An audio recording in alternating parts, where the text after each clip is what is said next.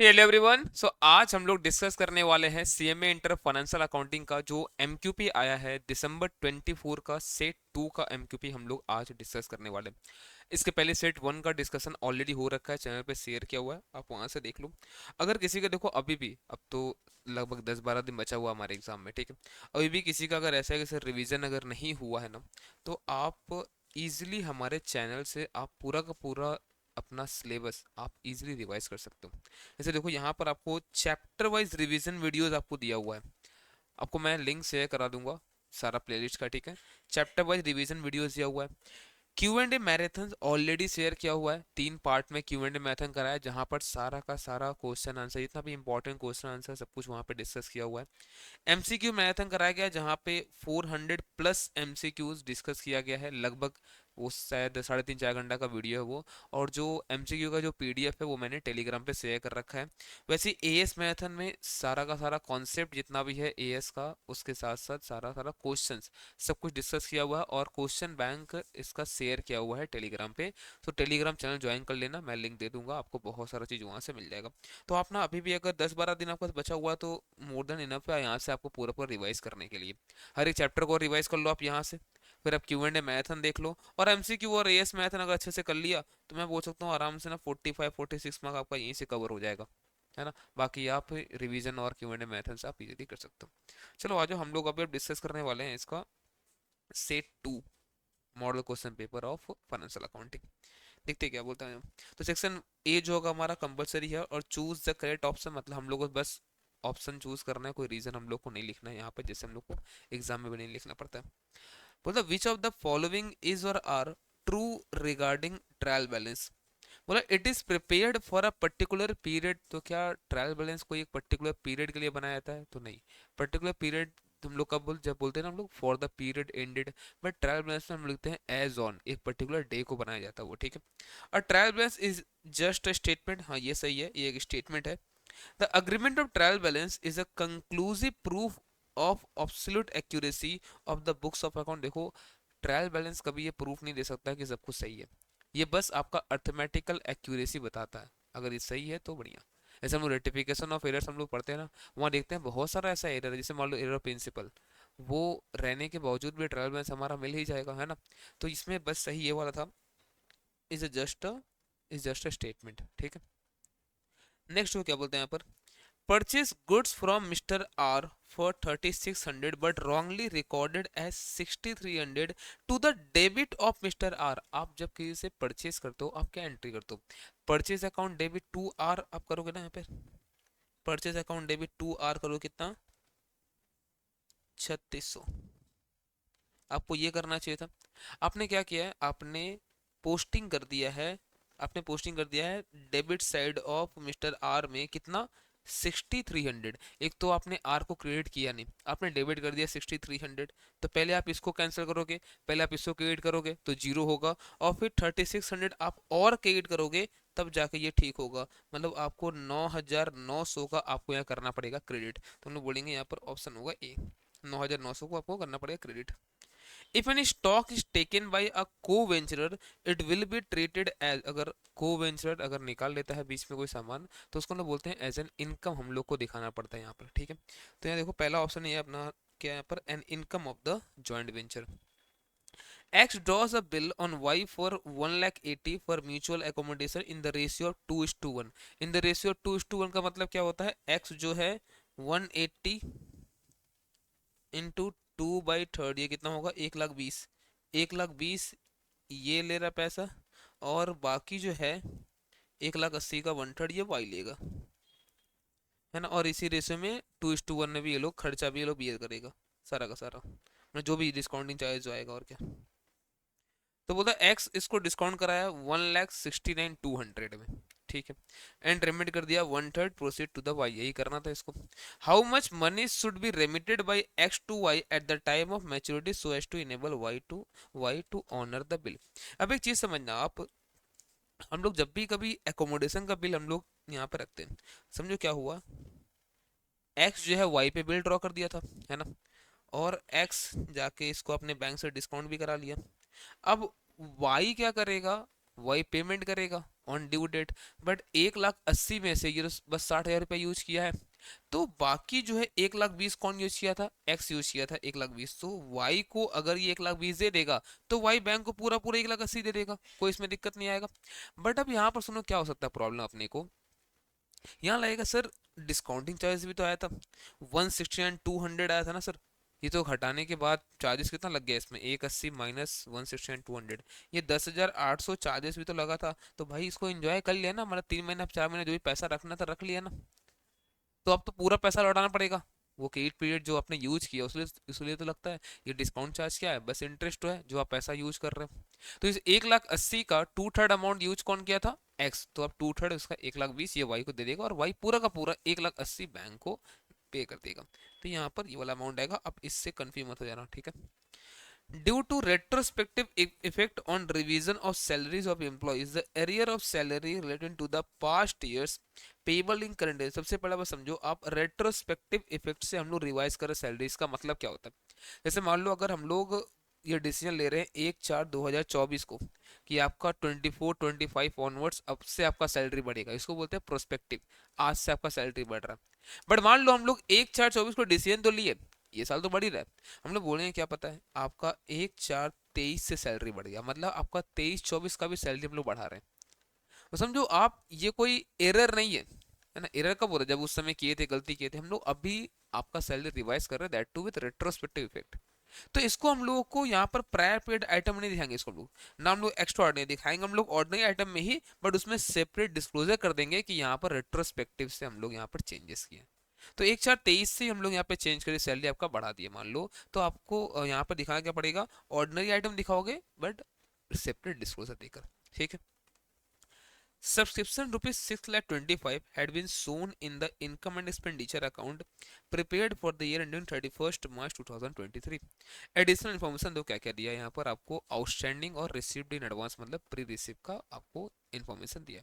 बोलता amount of subscription received कितना हुआ, अब आपको ध्यान देना पर पैसा पे, ठीक है। तो देखो एक तो डायरेक्ट आपका तरीका है यहाँ पर जहाँ से आप टाइम बचा सकते हो, कैसे देखो यहाँ पर बोलता है 625 इनकम है। अब बताओ इनकम कैसे निकलता है, कैश बेस की एक्रूअल बेस पे, देखिए इनकम एक्सपेंडिचर में लिखा हुआ ना, तो ये तो इनकम है, ये निकलता है एक्रूअल बेस पे। एक्रूअल बेस का मतलब क्या होता है कि एक पर्टिकुलर ईयर में जितना भी हमारा इनकम है हम पूरा पूरा लिखेंगे, चाहे वो मिला चाहे नहीं मिला। और कोई एडवांस में मिला तो हम लोग इस साल में बुक नहीं कर सकते, तो उसको लाइबिलिटी मांग के हटा कर रखेंगे, हम लोग यही करते हैं। बट जब बात बोलते हैं कि पैसा मिला कितना है, तो ऐसा बहुत सारा चीजों से, जैसे मान लो आउटस्टैंडिंग होगा अभी मिला ही नहीं है हम लोगों को, बट इनकम में तो ले लिया होगा, आओ चेक करते हैं। जैसे ऐसे यहाँ देखो आपको निकालना 31 मार्च 23 और 31 मार्च 22 का डेटा दिया हुआ है, और 31 मार्च 23 का डेटा आपको ये दिया हुआ है। बोला सब्सक्रिप्शन आउटस्टैंडिंग था, आप समझो मैं बोलता हूँ सब्सक्रिप्शन आउटस्टैंडिंग था, है ना। तो जो लास्ट जो इस ईयर में जो आउटस्टैंडिंग है 72, ये तो अभी मिला ही नहीं होगा, बट ये तो कंसीडर कर लिया होगा ना, क्या बोले कंसीडर किया होगा ये कि हम लोग का इनकम है इस साल का नहीं मिला तो क्या हुआ, बट हम लोग क्या बोलेंगे, अब हम लोग को चेक करना कितना मिला है, तो ये आउटस्टैंडिंग है, ये तो नहीं मिला होगा, इसको लेस करेंगे हम लोग। और जो 37 जो आपने एडवांस में लिया है, जो 37 जो आपने एडवांस में लिया है, ये हटा दिया होगा, ये कंसीडर नहीं किया होगा इसको, क्यों, क्योंकि इस साल का इनकम नहीं है, बट पैसा तो आया ना, हम लोग क्या बोलेंगे, इसको आप कंसीडर कर लो। बट 31 मार्च 22 का देखो, अगर सब्सक्रिप्शन आउटस्टैंडिंग था 55, आप सोचो लास्ट ईयर का आउटस्टैंडिंग था, सबसे पहले तो इस साल वही मिलेगा, सबसे पहले तो इस साल वही मिलेगा, आप इसको ऐड करो।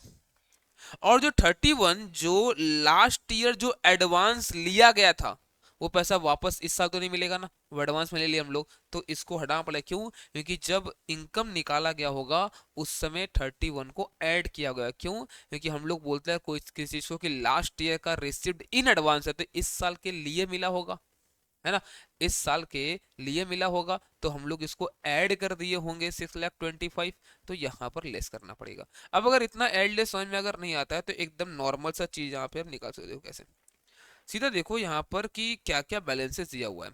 तो आपको ओपनिंग बैलेंस दिया है सब्सक्रिप्शन आउटस्टैंडिंग, ये आपका एसेट होगा, तो जो एसेट है आप दिखाओ टू बैलेंस बीडी, ठीक है, आप टू बैलेंस बीडी दिखाओ कितना यहाँ पर 55,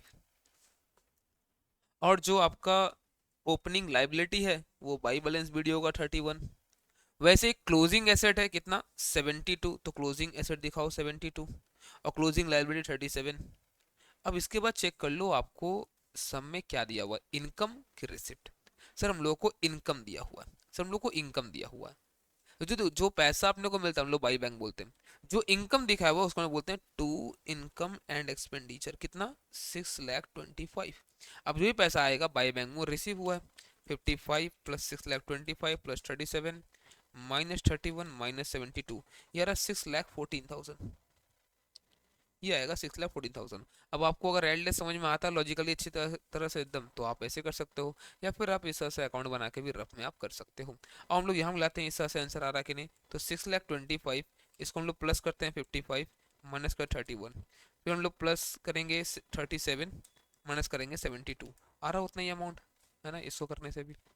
चलो, सेक्रीफाइसिंग रेशियो इसका मतलब क्या होता है कि पार्टनर को पहले ज्यादा पैसा मिलता था, ज्यादा मतलब शेयर मिलता था, अब उसको कम मिलेगा। तो ओल्ड प्रॉफिट शेयरिंग रेशियो ज्यादा था, तो ओल्ड माइनस न्यू करना पड़ेगा हम लोग को, old PSR minus new PSR. B and D are partners sharing profit or loss in the ratio of 3:2.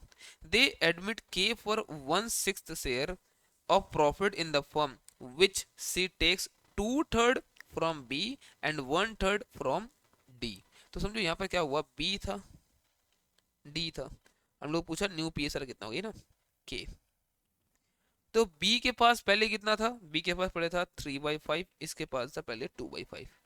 ठीक है, 3:2 था। अब जो यहाँ पर क्या हुआ, इसको मिलना है 1/6, लेकिन 1/6 का ये 2/3 किससे ले रहा है, बी से। तो इतना पैसा 1/6 का 2/3 ये हट जाएगा किससे, बी के शेयर से। वैसे ही 1/6 इंटू कितना था यहाँ पे 1/3, तो ये 1/3 ले लेगा डी से, इतना हटेगा। और टोटल में इसको तो किसी हाल में 160 मिलना, आप दोनों को ये ऐड करो उतना ही आ जाएगा। ठीक है ना, ठीक है। और अब देखते हैं फाइनल क्या आता है। तो 3/5 माइनस 2/18, फिर यहाँ भी 2/5 माइनस 1/18, डन। और ये तो 1/6 है ही। अब निकालो इसका एलसीएम, 18/5 90 पूरा करना पड़ेगा, तो 18 3 जा 54, 18 3 सर कितना हो गया ये 54, और यहाँ 5 और 2 10, 44 डिवाइड बाई 90। और फिर अगर आप यहाँ चेक करो, ये भी आ रहा है यहाँ पे एलसीएम इसका 90, तो 5 18 ये होगा 36, और माइनस ये 5, 31 डिवाइड बाई 90। और इसको आपको मिलाना पड़ेगा, 15/15 कर लो, 15/90, तो 44:31, 31:15 है क्या, देखो यहाँ पर पहला वाला ही है। ठीक है, होता है excess of hire purchase price over cash price. तो कैश प्राइस जैसे मान लो हम लोग कार परचेस कर रहे हैं 8 लाख का, उसका हम लोग को देना पड़ गया पूरा 10 लाख रुपया। ठीक है, तो जो एक्सेस हम लोग पे करते 2 लाख, क्या वो इंटरेस्ट है। तो यहाँ पर बोलता है excess of hire purchase price over cash price, वो हमारा रहता है interest. Aarti limited purchase a machine on hire purchase system for a cash price of 5 lakh रुपया। तो इसका 5 लाख रुपया कैश प्राइस था, जिसमें 78,700 हम लोग को करना डाउन पेमेंट, और बैलेंस जो जाएगा वो 3 equal annual instalment of ₹2 lakh जाने वाला है। ठीक है, बोलता 20% पर एनम पे अगर इंटरेस्ट चार्ज होता है, तो इंटरेस्ट कितना आएगा सेकंड इंस्टॉलमेंट पे। तो सबसे पहले तो आप चेक करो यहाँ पर लोन कितना का हुआ था, 5 लाख का कैश प्राइस था, जिसमें 78,700 हम लोग डाउन पेमेंट कर दिए थे, माइनस 78,700, ये आ रहा 4,21,300। तो ये था हमारा लोन का अमाउंट। इसके ऊपर पूरा साल का 20% इंटरेस्ट लगा होगा, है ना, 4,21,300 इंटू 20%, तो इस पे इंटरेस्ट आया होगा 84,260। ठीक है, तो फर्स्ट ईयर का बैलेंस कितना हो जाएगा इंक्लूडिंग इंटरेस्ट, 4,21,300, 4,21,300 प्लस 84,260। और इसके जस्ट बाद क्या होगा, अब हम लोग को इंस्टॉलमेंट पे करना रहेगा, तो 2 लाख रुपया घट जाएगा ना, इंस्टॉलमेंट 2 लाख हम लोग दे देंगे। तो अब कितना आ रहा बताओ, ये 4,21,300 84,260 माइनस 2 लाख रुपया, ये आ रहा 3,05,560। नेक्स्ट ईयर अब इसी पे लगेगा 20% का इंटरेस्ट, करो इंटू 20%, इसके ऊपर करो इंटू 20%, 61,112 आ रहा है क्या ये, 61,112, इसके ऊपर 20% कर लो आप, done. Which one is the correct one? Fundamental accounting assumption क्या क्या है एज पर यस वन? तो तीन फंडामेंटल अकाउंटिंग एजम्पशन हमारा होता है, going concern, consistency and accrual. तो चेक करो यहाँ पर कहाँ पर गोइंग कंसर्न, मैचिंग कंसिस्टेंसी नहीं है, नहीं है, मनी मेजरमेंट नहीं है, अकाउंटिंग पीरियड भी नहीं है, लास्ट बार देखो going concern, consistency and accruals. ठीक है। The IRDA issued a circular under dash of the Insurance Act 1938 which mandates insurance company to comply with Ind AS and its implementation roadmap issued by the MCA। ये normally group 2 में पूछा जाना चाहिए था, but यहाँ पूछ लिया, इसका सेक्शन 34 इसका आंसर होगा। अब अगर आ गया तो आंसर ध्यान रखना है, मैं इसको क्या लॉजिक बताऊँ, बता इसमें। ठीक है। Provision for doubtful debt on 1 अप्रैल 2022 तीन लोग के पास था 13,000 रुपये का। ठीक है, तो बाई बैलेंस बीटी रहा था 13,000। During the year 22-23 the bad debt was कितना हुआ, 9.5 का। तो आप राइट ऑफ करोगे बैड डेट 9,500 रुपया। डेटर इनके पास 3,25,000 का पड़ा हुआ है, जिसमें से बोलता है प्रोविजन बनाना है आपको 5%, बट उसके पहले एक एडिशनल बैड डेट भी हुआ था 2,500 का। ठीक है। अब देखो जो ये 3,25,000 दिया है, इसमें ये 9,500 तो राइट ऑफ हो गया होगा पहले, लेकिन एडिशनल बैड डेट कितना हो गया, 2,500। अब ये भी हटाना पड़ेगा। 3,25,000 माइनस 2,500, ये आ रहा 3,22,500। अब इसके ऊपर आपको 5% का प्रोविजन बनाना है, बना लो 5% का प्रोविजन, 16,125। तो आपको 16,125 का आपको क्लोजिंग बैलेंस रखना है। अब आप चेक करो कितना आपको पीएल से यहाँ पर निकालना है। ठीक है, तो 9,500 प्लस 2,500 प्लस 16,125 माइनस 13,000 रुपया, तो 15,125 आपको पीएल से निकालना पड़ेगा। इसका और क्या तरीका है, आप कैसे फाइंड आउट कर सकते हो? देखो यहाँ पर आप बोलो, देखो मेरे पास ना 13,000 का ओपनिंग बैलेंस था, जहाँ पे 12,000 रुपये तो बैड डेट सच में हो गया, अभी भी 1,000 बचा हुआ है, और रखना मुझे इस साल के एंड में 16,125 है, 1,000 बचा हुआ ऑलरेडी मेरे पास। तो भाई 15,125 निकाल लो ना, काम हो जाएगा आपका। तो डेबिट करना है पीएल को 15,125 से। Which of the following commission is allowed by the consignor to consignee to encourage the consignee for putting up hard work in introducing new product in the market? तो नॉर्मली हम लोग over riding commission देते हैं, ताकि extra extra commission मिलेगा, भाई आप इसको बेचो। ठीक है ना, तो इसको हम देते हैं over riding commission. Outstanding salary ये कहाँ शो होता है? अब देखो यहाँ पर अगर ये ट्रायल बैलेंस में दिया हुआ है तो अकॉर्डिंग टू इट्स नेचर जाएगा बस एक जगह, है ना। तो ये कहाँ जाना चाहिए, फिर जाना चाहिए बैलेंस शीट में एज ए लाइबिलिटी। बट अगर ये एडजस्टमेंट में देके रखा है तो ये रेस्पेक्टिव लाइबिलिटी, जैसे रेस्पेक्टिव खर्चा जो सैलरी है, सैलरी में ऐड भी होगा पीएल में, और हम लोगों को साथ साथ करंट लाइबिलिटी में दिखाना ही पड़ेगा। तो सबसे पहले पूछता है an asset in balance sheet, तो ये तो किसी हाल में सही नहीं है। और liability balance sheet, yes liability balance sheet हम लोग को दिखाना पड़ता है, और एडजस्ट भी करना पड़ता है। पीएल में तो कुछ नहीं बोलते हैं, जब बोथ बी एंड सी दिया है तो हम लोग ये मानेंगे कि चलो ठीक है, मतलब ये एडजस्टमेंट का आइटम होगा, ट्रायल बैलेंस का आइटम यहाँ पर नहीं है। दैट्स इट, ये था पूरा का पूरा हमारा यहाँ पर एमसीक्यूज। चलो अब आते हैं हम लोग सेक्शन नंबर बी, जहाँ पे हमें क्वेश्चंस करना है। सेक्शन बी में है पहला 2 का ए, बीआरएस से पूछा गया क्वेश्चन। ठीक है, 7 मार्क का क्वेश्चन आई थिंक ये, 7-7 मार्क का 2 क्वेश्चन यहाँ पर। वो था on comparing the cash book of Saksham with the bank passbook for the year ended 31 March 2024, following discrepancies were noticed. सबसे पहले आप देख लो आप कि यहाँ पर आपको बैलेंस किस चीज़ का दिया हुआ है, मतलब balance as per cash book लेके स्टार्ट करना है कि बैलेंस एज पर पासबुक, पहले चेक कर लो आप। तो यहाँ पर देखो क्या बोलता है लास्ट में, दमाओ prepare a bank reconciliation statement as on this date if the balance as per cash book on 31st March is 1,58,280। अब बस आपको ध्यान ये देना, देखो अगर कैश बुक लेके हम लोग काम कर रहे हैं तो सबसे पहले समझ लो बीआरएस में कुछ सही गलत वाला काम नहीं करते हम लोग, ठीक है ना, कि क्या होना चाहिए था क्या नहीं, हम लोग सीधा देखते हैं क्या हुआ है, एक्चुअल में क्या हुआ है, डिफरेंस किस वजह से आ रहा है, उसको आप सीट में एक लिखो। आप एक्चुअल में आप चेंजेस कुछ नहीं कर रहे हो बैठकर कैश बुक में, और पासबुक में तो आप कर भी नहीं सकते हो, वहां पर तो हम लोग कुछ कर भी नहीं सकते। और कैश बुक भी चेंज हम नहीं कर रहे हम लोग अनटिल एंड अनलेस हम लोग अमेंडेड कैश बुक बना रहे हैं, बट यहाँ पर वो केस है नहीं। देखते अब क्या क्या हुआ, और पढ़ते एक बार। बोलता out of 82,000 paid in by checks into the bank on 25th March, checks amounting to 30,000 were collected on 5th April। हम लोग बैंक में चेक जमा किए हैं 82,000 का, लेकिन उसमें से 30,000 का चेक जो है 5 अप्रैल को क्लियर हुआ है। तो इसका मतलब सिर्फ हम सोचो, मान लो ये दोनों यहाँ पे बराबर था और हमने 82 जैसे जमा किया, हमारा कैश पूरा बढ़ गया होगा।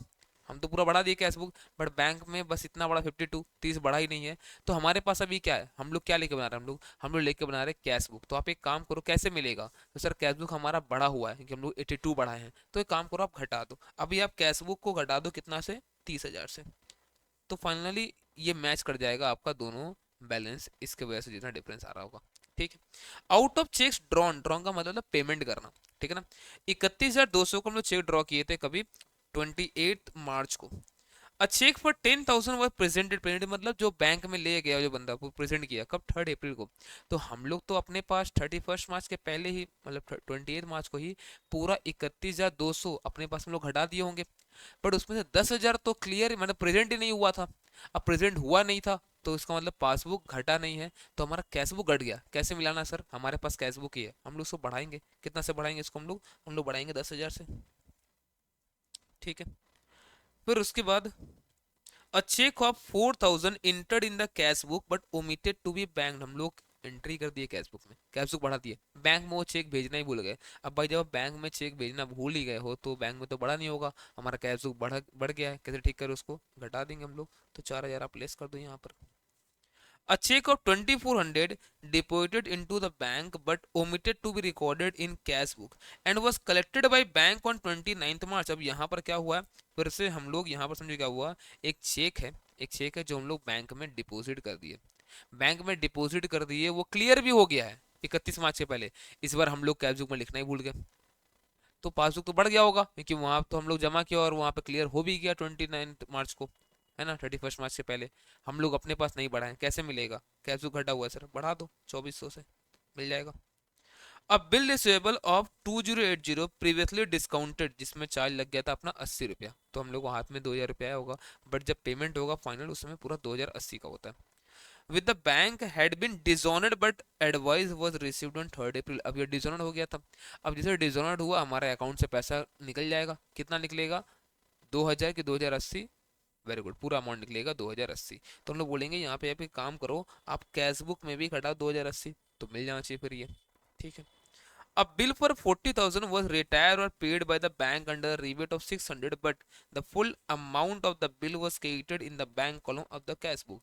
क्या होता है, हम लोग कभी अगर मान लो बिल का पेमेंट हम ड्यू डेट के पहले अगर कर देते हैं ना, तो हम लोग को वहाँ पर रिबेट मिलता है, वो कुछ नहीं डिस्काउंट ही मिलता है, समझ लेता है ऐसा, मतलब इंटरेस्ट हम लोग को मिल रहा है और कुछ नहीं। ठीक है, अर्ली पेमेंट के लिए। तो वो रिबेट मिला 600 रुपया, तो नेट पेमेंट कितना होगा, 40,000 माइनस 600, 39,400 का नेट पेमेंट हुआ होगा। बैंक उतना ही दिखाया है, हम लोग गलती से पूरा 40,000 दिखा दिए पेमेंट। अब सुन, जैसे ही आपने पूरा 40,000 का पेमेंट दिखा दिया तो आपका कैश घट गया, ठीक कैसे होगा, बढ़ा दो 600 रुपये से आप। ठीक है। फिर बोलता है cheque of ₹10,000 wrongly credited in the passbook on this date and was reversed on 2 April, एक गलती से एक चेक हमारे अकाउंट में क्रेडिट कर दिया। ठीक है, सुनो, अगर गलती से भी क्रेडिट किया है, गलती से भी क्रेडिट किया है, तो पासबुक तो बढ़ गया, और उसको रिवर्स किया है बाद में जाकर, 2 अप्रैल को किया है, 31 मार्च को तो बढ़ा हुआ दिखेगा ना पासबुक। हम लोग कैसे क्या कर रहे हैं अपने पास, तो एक काम करते हैं, हम लोग कैश की बढ़ा देंगे हम लोग 10,000 से, तो जाके मिल जाएगा ये। फिर वैसे ही क्या हुआ, bank had wrongly debited, debited मतलब पैसा निकाल लिया हमारा 20,000 रुपया, in the account on 31 March and reverse it on 10 अप्रैल। तो जो भी 31 मार्च को तो दिक्कत हो गया ना, 31 मार्च को दिक्कत हो गया यहाँ पर। अब 31 मार्च को बैलेंस मिल नहीं रहा, क्यों, क्योंकि पासबुक में गलती से डेबिट हो गया, पैसा घटा दिया, तो हमारा कैश बुक बढ़ा हुआ था, पासबुक घटा हुआ था। कैसे मिलाने के हम लोग, हमारे पास क्या है, हमारे पास है कैश बुक। आप एक काम करो, आप भी 20,000 रुपया घटा दो। ठीक है। अब देखो, अगर आप देखोगे एडजस्टमेंट नंबर 7 और 8, यहाँ दोनों में ही क्या हुआ, बैंक का गलती था, बट हम लोग वही कर दिए मिलाने के लिए। तो सर गलती नहीं होगा हमारा बुक्स ऑफ अकाउंट, नहीं गलती नहीं होगी कि हम लोग अपने बुक्स ऑफ अकाउंट में कुछ कर ही नहीं रहे, ये तो अलग से सीट बन रहा है। ठीक है, डिफरेंसेस का रीजन क्या है, बस और कुछ नहीं। A check for 800 drawn on the saving account has been shown as drawn on the current account in the cash book। अब देखो अपने पास करंट अकाउंट हम लोग मेंटेन कर रहे हैं, कुछ नहीं बोले तो मानना बिजनेस है तो करंट अकाउंट ही होगा। अब सेविंग अकाउंट में एक चेक ड्रॉ हुआ था, सेविंग अकाउंट में एक चेक ड्रॉ हुआ था, उसको सेविंग में दिखाओ ना, पर्सनल अकाउंट आपका, गलती से यहाँ पे यहाँ से घटा दिया। अब बोले बैंक तो घटाएगा नहीं, बैंक तो सेविंग से ही घटाएगा आपका, मान लो सेम बैंक में अकाउंट हुआ तो भी सेविंग से ही घटाएगा वो तो आपका। बट आप क्या किया, फालतू का कैश बुक यहाँ घटा दिए, कैसे मिलेगा, बढ़ा दो 800 रुपये से, मैच कर जाएगा। डन। और इतने कितना आ रहा है आंसर यहाँ पर? तो ये हमारे पास पहले से था 1,58,280। इसमें क्या क्या हुआ है? लेस हुआ है 30,000, ऐड हुआ है 10,000, फिर लेस हुआ है 4,000, 2,400 ऐड हुआ फिर से, माइनस 2,080, प्लस 600,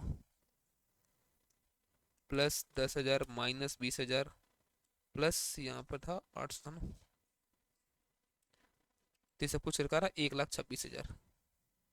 तो इतना का बैलेंस यहाँ दिखना चाहिए, है ना? मिल रहा है ये? डन क्या? चलो, अब यहाँ पे रेक्टिफिकेशन ऑफ एरर का क्वेश्चन यहाँ पर आया हुआ है। बोलता prepare the rectified entries of the following with a suitable narration. ठीक है। अन अमाउंट ऑफ ₹50 रिसीव फ्रॉम सी सेन। आप क्या एंट्री करोगे? कैश और bank account debit to C Sen. यहाँ क्रेडिट किसको कर दिया? डी सेन को। तो मतलब कैश और बैंक जो होना था डेबिट वो सही हुआ है, गलती से बस यहाँ पर डी सेन क्रेडिट हो गया है। तो आप डी सेन को डेबिट कर दो तो वो हट जाएगा, D Sen to C Sen कर दो तो ये एंट्री ठीक हो गया, है ना? क्योंकि सी सेन क्रेडिट हुआ नहीं था, अब आप कर दो रहे उसको। और डी सेन फालतू का क्रेडिट हुआ था, उसको डेबिट करके हटा दो। Purchase of furniture 2,500 has been debited to purchase account. अब देखो परचेज अगर करते हो, अगर फर्नीचर आप एसेट परचेज कर रहे हो तो वो एसेट के अकाउंट में डेबिट होना चाहिए, ना कि परचेज, क्योंकि परचेज में जाता है सिर्फ और सिर्फ गुड्स का परचेज। तो यहाँ पर परचेज यहाँ नहीं आना चाहिए था। और ये कैसा एरर है? तो ये एरर ऑफ प्रिंसिपल है, क्योंकि परचेज ऑफ फर्नीचर हमारा कैपिटल एक्सपेंडिचर है और परचेज अकाउंट जो है वो रेवेन्यू एक्सपेंडिचर होता है। तो आप परचेज को हटाओ, टू परचेज करो, और फर्नीचर को आप करो डेबिट कितना से? 2,500 से। फिर बोलता है sale of old machine for 2,000 had been recorded in the sales account. फिर से सेल्स में क्या लिखा जाता है? गुड्स का सेल, एसेट का सेल नहीं। ठीक है, तो यहाँ पे क्या बोलेंगे हम लोग? सेल्स को डेबिट कर दो, आप सेल्स को डेबिट कर दो और टू मशीन कर दो 2,000 से। ठीक है। फिर बोलता है Basu account has been debited for ₹3,500 for salary paid to him for the like account amount. आप समझो यहाँ पर क्या होता है, एक चीज समझो आप, जब भी कभी आप किसी को पेमेंट कर रहे हो, ठीक है, अगर आप पेमेंट कर रहे हो और पेमेंट करने का रीजन आपको पता है, तो फिर आप उस पर्सन का नाम नहीं लिखते हो, है ना? आप रीजन लिखते हो बस। और यहाँ पे देखो क्या हुआ है, यहाँ पे हम लोग पेमेंट किए हैं, सैलरी का पेमेंट किए हैं, तो लिखना भाई salary account debit to cash. यहाँ क्या कर दिया? Basu account debit to cash कर दिया है, जो गलत है। तो बासु फालतू का डेबिट हुआ है ना? तो उसको क्रेडिट करो, टू बासु। और यहाँ पे डेबिट किसको करोगे आप? सैलरी को। ठीक है, तो क्या 4 और 4 रुपये मिलाए थे हम लोग। तो पहले तो क्या था? D Sen to C Sen, फिर फर्नीचर टू परचेजेस, फिर सेल्स टू मशीनरी, और सैलरी टू बासु। डन, ये चारों हो गया अपना। चलो, नेक्स्ट बोलता है annual white washing of ₹800 has been wrongly debited to income tax account. भाई एनुअल व्हाइट वॉशिंग मतलब मेंटेनेंस का खर्चा, ये सब चीज। और मेंटेनेंस करा तो डेबिट क्योंकि इनकम टैक्स को, तो इनकम टैक्स को क्रेडिट कर दो, मेंटेनेंस एक्सपेंस को आप डेबिट कर दो। इनकम टैक्स करो क्रेडिट, तो यहाँ पर बोल दो maintenance expense account debit to income tax account.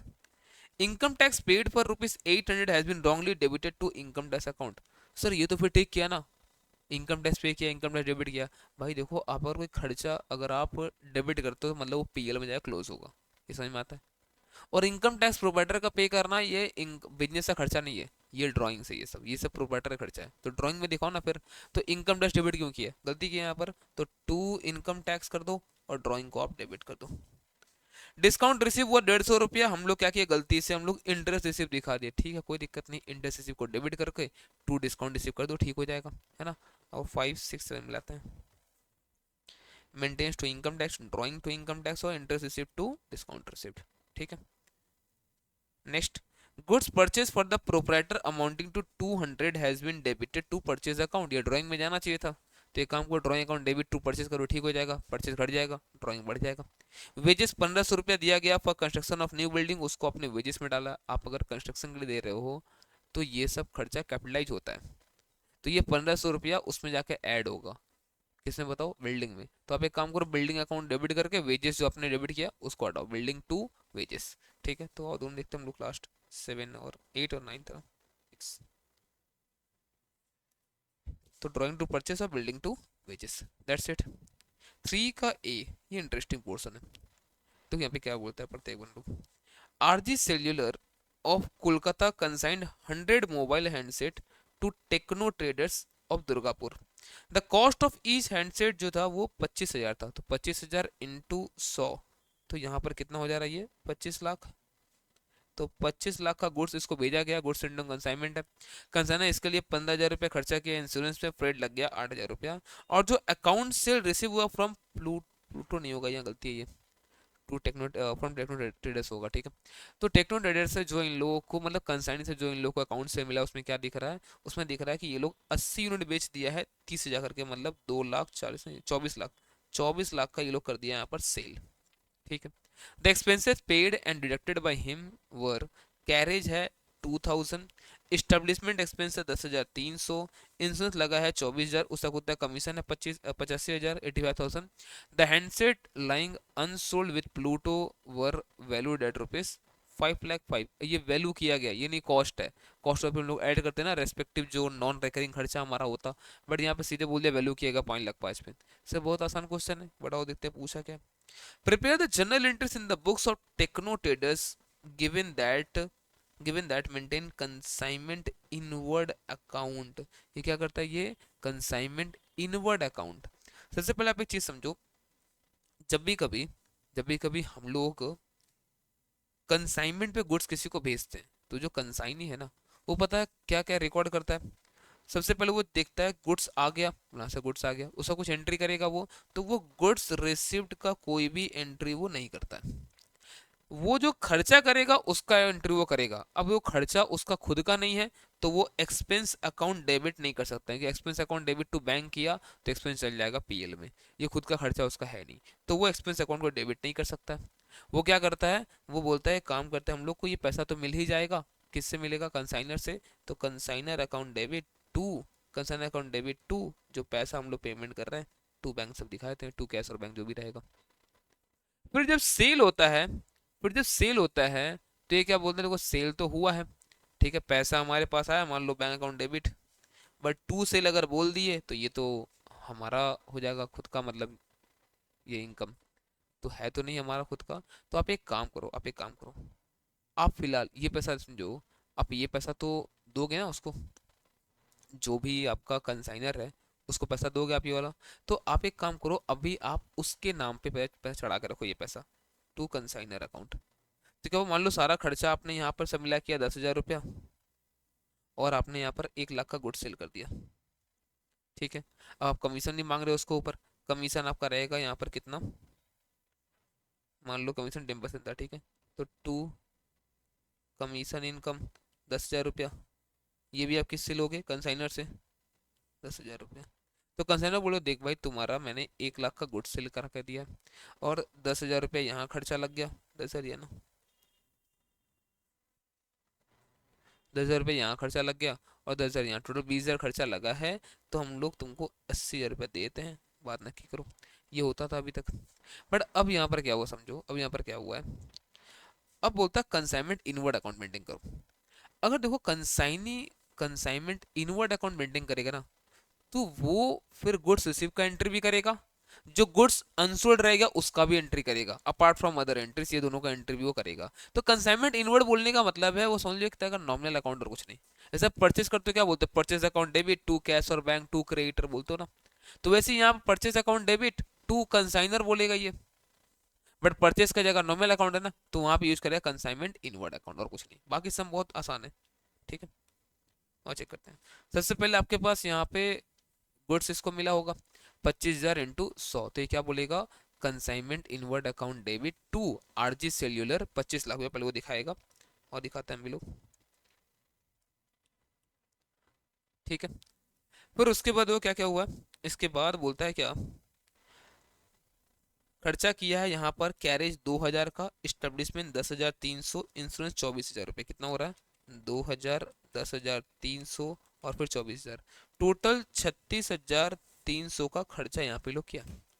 अभी 36,300 का खर्चा किया, तो वो तो पैसा तो गया इससे पास से, बट वो किससे लेगा, वो लेगा ओनर से। तो ये काम करेगा, खर्चा हुआ ना, तो ये मांग के चलेगा कि हम खुद खर्चा किए हैं, ये मांग के चलेगा खुद खर्चा किए हैं, तो कंसाइनमेंट इनवर्ड को डेबिट करेगा फिर से, ये कितना 36,300, कंसाइनमेंट इनवर्ड को डेबिट करेगा 36,300, और टू ये खर्चा अभी फिलहाल दिखा देगा अपना पास से जो पेमेंट ये किया होगा, ठीक है। तो ठीक है sir, consignment account debit to bank. अब इसको गुड सेल हुआ है, गुड सेल हुआ है, तो गुड सेल कितना हुआ यहाँ पर 80 यूनिट इंटू 30,000 मतलब 24 लाख का गुड सेल हुआ है। तो वो अब बोलेगा bank account debit to consignment inward, मतलब पैसा आएगा, सेल है तो यहाँ पर टू कंसाइनमेंट इनवर्ड इनकम है, तो यहाँ बुक करेगा bank account debit to consignment inward. और फिर कमीशन अपना इनकम बुक करेगा, तो कमीशन इनकम बुक करेगा तो कमीशन तो उसका इनकम है, बट कंसाइनमेंट इनवर्ड फिर से खर्चा, कंसाइनमेंट में खर्चा तो हो गया ना, तो पूरा 50,000 वहां भी लग गया। और ये सब कुछ करने के बाद यहाँ क्या करेगा, बोलता है कि देखो स्टॉक को वैल्यू कितना करना हम लोग को 5,05,000 पे, तो ठीक है, R G cellular account debit to consignment inward, ये हो गया डन। अब आप चेक करो यहाँ प्रॉफिट हुआ कि लॉस, जो भी प्रॉफिट लॉस होगा आप ट्रांसफर कर देना कंसाइनर के अकाउंट में ही, और उसके बाद जितना भी पैसा बच रहा है आप उसको रीपे कर दोगे, ये पैसा बच रहा होगा।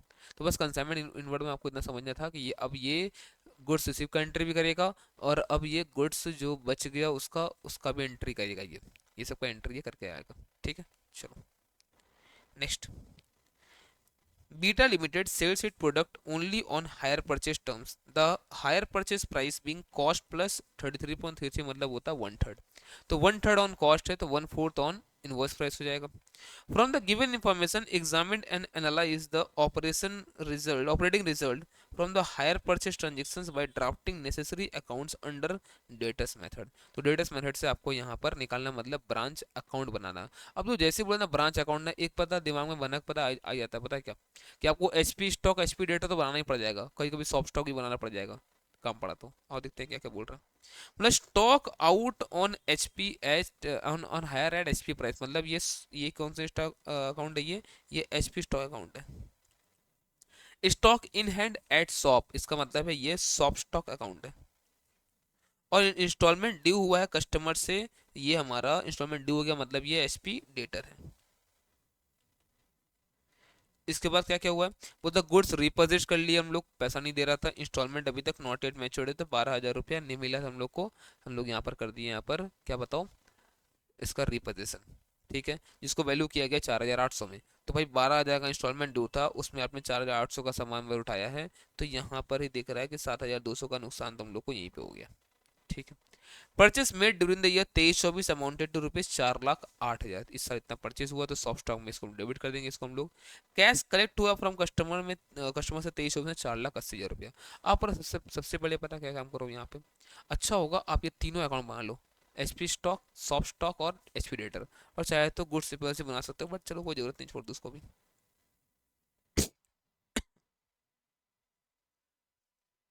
ये तीन अकाउंट मान लो आपने बनाया, पहले तो सॉफ्ट स्टॉक,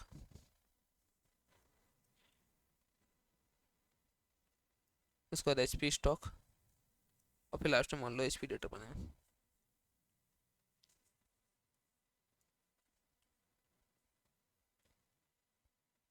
एचपी स्टॉक, सही सॉफ्ट स्टॉक है, एचपी स्टॉक और लास्ट में एचपी डेटर्स।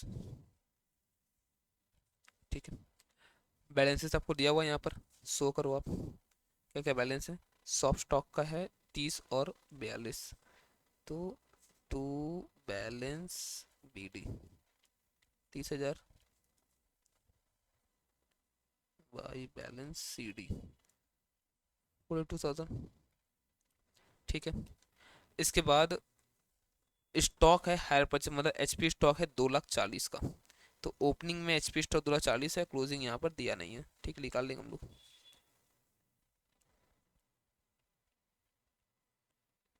ठीक ना, इसके बाद आपको डेटर का बैलेंस दिया हुआ 18 और 30।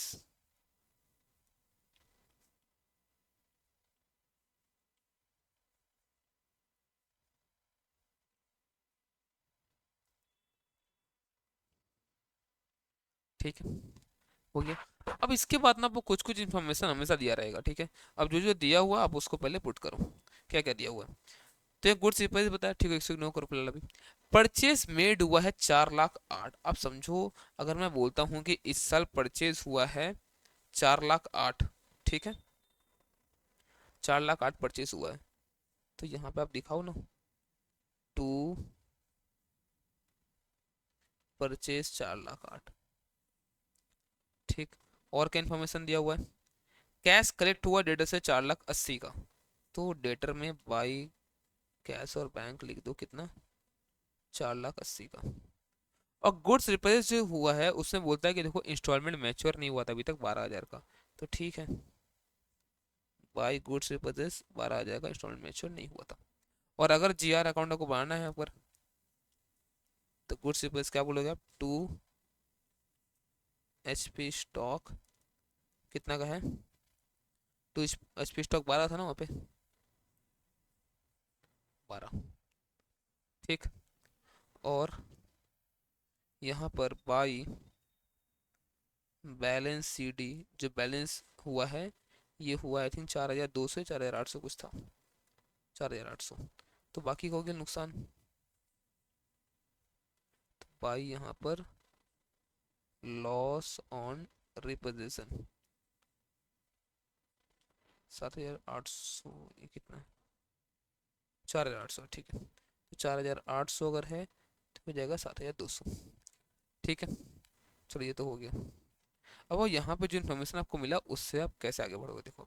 तो 4,08,000 आपको पता चल गया, प्लस ये 30, 4,38,000, ये -42।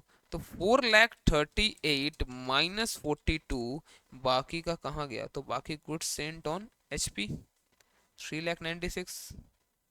ये अकाउंट तो कॉस्ट पे दिखता है, पर ये तो कॉस्ट पे नहीं होगा ना। तो जब यहाँ पर आएगा ना 2 GSHP good Saint on HP, तो 3,96,000 प्लस 1/3 ऑफ 3,96,000,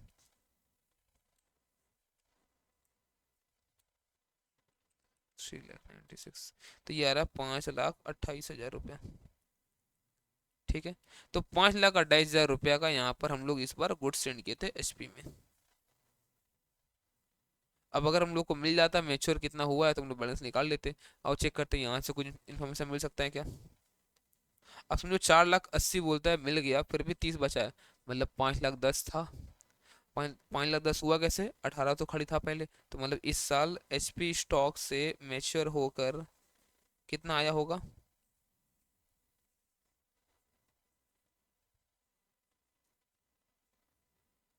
कितना आ रहा है, 5,10,000 -18, 4,92,000 HP स्टॉक से मैच्योर हुआ होगा।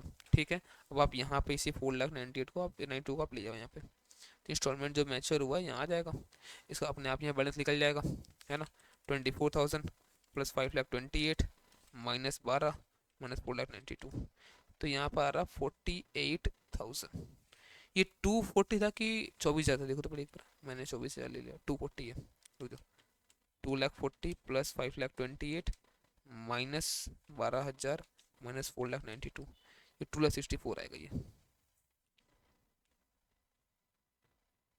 ठीक है, अब SP ट्रेडिंग में क्या करते हैं हम लोग, डेट्स मेथड में मतलब बोलते हैं काम को, जितना भी एसेट है सबका दिखाओ आप, ब्रांच जैसे ब्रांच बनाते हैं ना, SP ब्रांच, सॉरी मैं ब्रांच बनाते हैं हम लोग डेट्स मेथड में, वैसे यहाँ पे बनेगा SP ट्रेडिंग अकाउंट। ठीक है, क्या करना है, सबसे पहले आप एसेट दिखाओ, टू बैलेंस BD डेटर्स का भी और HP स्टॉक का भी। सॉफ्ट स्टॉक मत दिखाना कि वो HP का मामला नहीं होता वो सब। तो HP स्टॉक आप HP प्राइस पे दिखाओगे, और इसका फिर आपको लोडिंग भी आपको रिमूव करना होता है। तो ये तो इनवॉइस प्राइस है, कॉस्ट पे 1/3 था, तो इस पे कितना होगा 1/4, तो 60,000 रेस्पेक्टिव इसका लोडिंग भी हटा होगा। फिर जो गुड्स भेजा गया होगा 5,28,000 निकाले थे हम लोग वहां पर, और इसका भी लोडिंग हटेगा, कितना आएगा 1,32,000 आ रहा I think, divide by 4, yes, तो इसका भी लोडिंग हटाया जाएगा।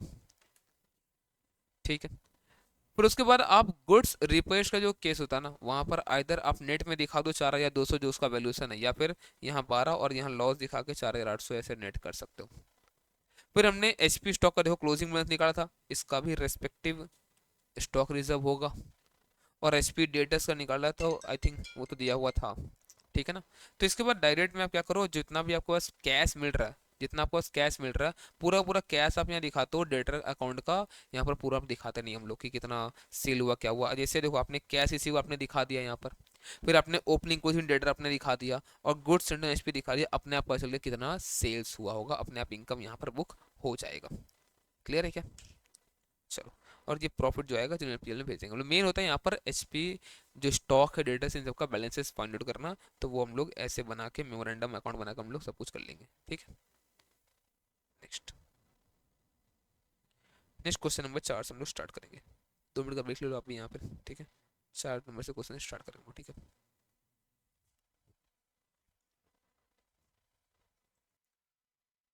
चलो अच्छा देखो, question number 4। The income and expenditure account of an association for the year ended 31 March 22 is as under. यहाँ पे आपको दे रखा है पर्टिकुलर्स, यहाँ पर जितना भी एक्सपेंडिचर यहाँ पे होना चाहिए, नॉर्मली एक्सपेंडिचर, और यहाँ पे इनकम, ठीक है। तो एक्सपेंडिचर में सैलरी है, printing stationery, telephone, postage, general expense, देखो जितना भी ये सब चीज़ दे के रखा है, इन सब का मतलब ये होता है कि एक्चुअल एक्सपेंडिचर है कितना, पेमेंट का बात नहीं किया हुआ ये सब, क्योंकि यहाँ पर इनकम एंड एक्सपेंडिचर दे के रखा है। और जो इनकम है यहाँ पर एग्जैक्ट इनकम बताया होगा कितना मिला, जरूरी नहीं है कि जैसे मान लो एंट्रांस फी अगर यहाँ दिख रहा है 4,000 है तो 4,000 ही मिला होगा, ज़्यादा या कम मिला हो सकता है। सब्सक्रिप्शन यहाँ पर 170 इनकम दिखा है तो कुछ ज़्यादा या कम मिला हो सकता है, ठीक है। देखते हैं और आगे बढ़ते हैं क्या बोलते हैं यहाँ पे। The forced income and expenditure account has been prepared after the following adjustments. देख रहे हो आप, ये सब एडजस्टमेंट करने के बाद ये आया है। मतलब prepare receipt payment account of the association for the year 31 March 2023 and balance sheet as at that date. समझ में आ रहा है आपको यहाँ पर? तो ये 2023 का हम लोगों को बनाना है यहाँ पर रिसिप्ट पेमेंट और बैलेंस शीट ही बनाना है। सबसे पहले बात करता हूँ मैं रिसिप्ट पेमेंट का, ठीक है। और बैलेंस शीट का भी जितना रहेगा एसेट लायबिलिटी हम लोग साथ साथ हम लोग दिखाते जाएंगे। एक चीज यहाँ पर अच्छा है कि देखो आप कैपिटल फंड दे रखा 31 मार्च 22, मतलब 1/4/22 का आपको यहाँ पर कैपिटल फंड दिया हुआ है। तो ओपनिंग कैपिटल फंड दिया हो तो आपको ओपनिंग बैलेंस शीट बनाने की कोई जरूरत नहीं पड़ेगा, वहां से स्टार्ट हम लोग कर लेंगे, ठीक है। अब आप एक एक करके बात करते हैं क्या क्या यहाँ पर एडजस्टमेंट्स दिया रखा है। तो यहाँ पर अब दिमाग में क्लियर रखना ये कि कितना पैसा मिला है इनकम के रेस्पेक्ट में वो दिखाना है, और कितना पेमेंट हुआ एक्चुअल में एक्सपेंडिचर में हमें वो दिखाना है, ठीक है। बोले सब्सक्रिप्शन आउटस्टैंडिंग था एज ऑन 31 मार्च 22, तो ये लास्ट ईयर का है। हम लोग बना रहे हैं कौन सा, अभी हम लोग बना रहे हैं 31 मार्च 23 का, है ना। वेट, एक काम करो, यहाँ पे गलत देख रखा है यार, ये 23 करो इसको आप, 23 कर लो आप इसको, क्योंकि देखो अगर यहाँ पे तुम लोग को मांगा इस साल का ना, 23 होगा और कुछ नहीं, ठीक है। 23 कर लो ये। तो समझो यहाँ पर ये सब्सक्रिप्शन आउटस्टैंडिंग है लास्ट ईयर का। अगर सोचो लास्ट ईयर का आउटस्टैंडिंग सबसे पहले यही मिला होगा, सबसे पहले तो यही मिला होगा ना, तो हम लोग इसको ऐड करेंगे 16,000 रुपया। और 31 मार्च 23 का आउटस्टैंडिंग जो इस साल का आउटस्टैंडिंग है वो तो पैसा ही नहीं मिला होगा हम लोग को अभी तक, बट इन्वेस्टमेंट से तो ले लेता है ये सब चीज़, क्या बोलकर कि हमारा इस साल का है, तो हम लोग क्या बोलेंगे, पैसा मिला नहीं होगा भाई, हटाओ आप, तो ये लेस होगा 18,000। सब्सक्रिप्शन आपको एडवांस से मिला था लास्ट ईयर, तो इस ईयर वापस से पैसा नहीं मिला होगा, हटाओ इसको। और जो इस साल एडवांस मिला है आने वाले साल के लिए, पैसा तो इस साल ही मिला है, तो हम लोग को ऐड करना पड़ेगा इसको, तो ये आपको एड लेस करना पड़ेगा सब्सक्रिप्शन में। तो यहाँ पर सब्सक्रिप्शन आपको दिखा रखा है 1,70,000, तो रिसिप्ट कितना होगा, 1,70,000 प्लस 16 186, तो ऐसे ही हो गया, -18 -13 प्लस ये 8,400, तो 1,63,400 163,400 आपको इतना दिखाना पड़ेगा यहाँ पर रिसिप्ट में। क्लियर है क्या? आगे बढ़ते हैं। फिर बोलता है सैलरी है outstanding as on this date 6,000, तो सैलरी आपके पास यहाँ देखो अगर है तो ये सैलरी आउटस्टैंडिंग 1,20,000 यहाँ पर एक्चुअल खर्चा, और 6,000 आउटस्टैंडिंग है, इसका मतलब पेमेंट नहीं हुआ है, तो 1/14 ही पेमेंट हुआ होगा, ठीक है। तो ये भी हो गया।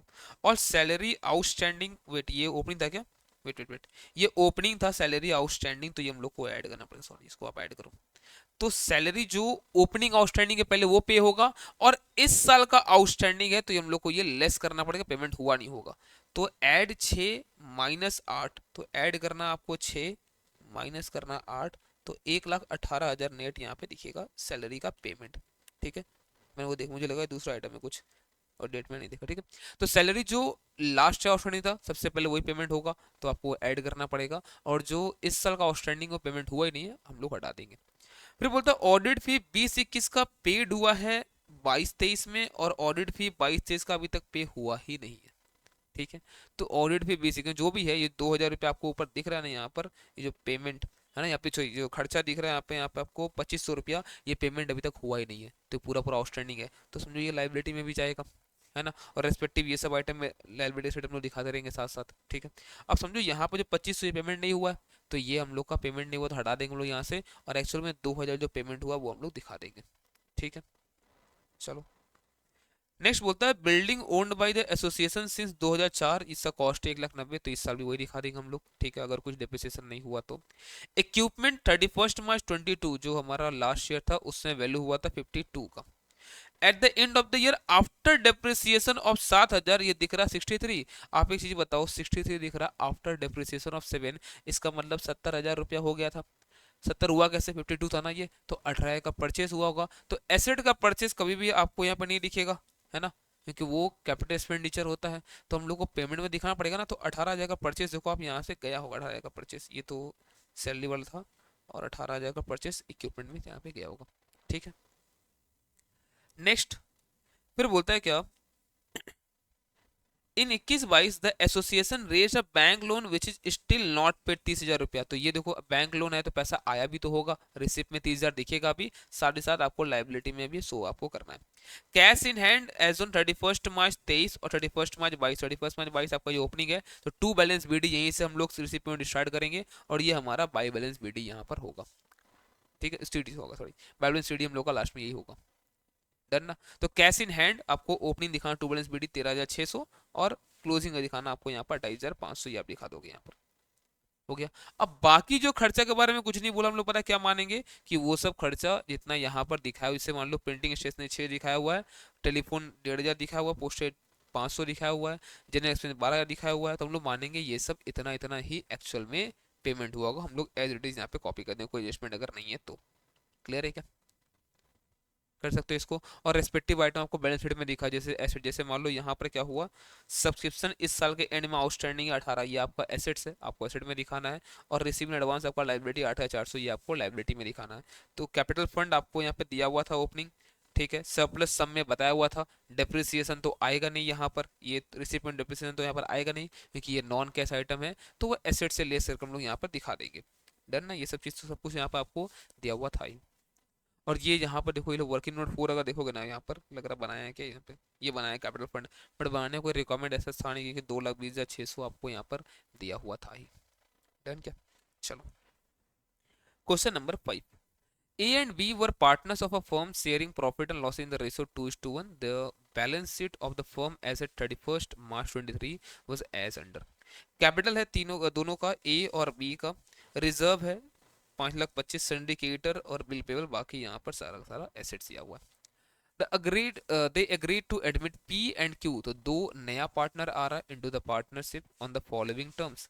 The firm's goodwill to be valued at 2 years purchase of weighted average of the profit of last 3 years. तो weighted average निकालना पड़ेगा पहले हम लोग को, तो जैसे into 1 into 2 कुछ नहीं, वो तो ये लेंगे हम लोग 1 2 3, तो 37,000, 40 का 2 80,000, और ये 1,00,000 कितना आ रहा है 35,000, तीनों को ऐड करो,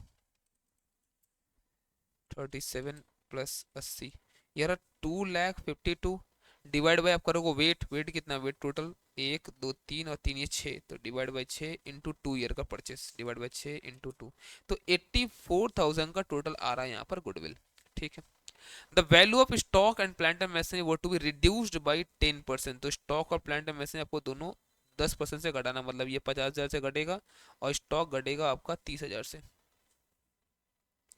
फिर बोलता है बिल्डिंग को वैल्यू करना 10,11,000 पे, तो बिल्डिंग अभी है 9,00,000, तो 1,11,000 से बढ़ जाएगा। Next, there was an unrecorded liability 10,000, तो 10,000 हम लोग को दिखाना पड़ेगा, ठीक है, दिखा देंगे हम लोग एक लायबिलिटी।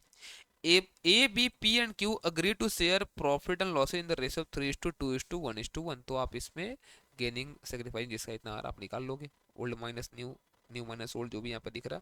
तो आओ चेक कर लेते एक बार ना, यहाँ पे क्या है इसका, ये मैं निकाल नहीं रहा, ठीक है, आपको आता ही है गेनिंग और ये निकालना, तो मैं यहाँ पर देख लेता हूँ यहाँ पे क्या है, ठीक है। तो यहाँ पर जो गेनिंग और ये है सेक्रीफाइस कर रहा है, ये 5:1 में, मतलब 5/21 और 1/21, और ये 1/7 ये लोग गेन कर रहा है, ठीक है। तो जो भी प्रॉफिट लॉस हमारा ये गुडविल वाला जितना शेयर वेयर आएगा, ये सब ये गेनिंग रेशियो में इन लोग से लेंगे और सेक्रीफाइसिंग में इन लोग को बांटेंगे हम लोग, ठीक है। चलो क्या क्या हुआ है, मतलब P and Q were to bring capital, अच्छा यहाँ पे छोटा देख, the value of reserve, the value of liabilities and value of asset other than cash were not to be altered. इसका मतलब समझ में आ रहा है क्या, आपको मेमोरेंडम अकाउंट बनाना पड़ेगा।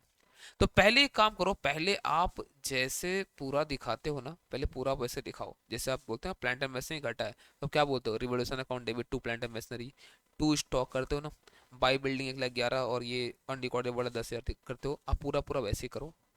जो प्रॉफिट्स लॉस जो भी आएगा आप बांटते हो ओल्ड रेशियो में, आप वैसे पहले बांटो वहां तक, ठीक है। तो सबसे पहले हम लोग वही करेंगे, हम लोग स्टॉक घटाएंगे, प्लांट एंड मशीनरी घटाएंगे, अनरिकॉर्डेड लाइबिलिटी यहाँ दिखा देंगे और बिल्डिंग बढ़ाएंगे। तो यहाँ प्रॉफिट आ रहा है 21,000 का, इसको हम लोग ओल्ड पार्टनर ओल्ड रेशियो में हम लोग बांट देंगे, ठीक है। तो ये इन लोग का बैलेंस दिखाया और ये प्रॉफिट बांट दिया।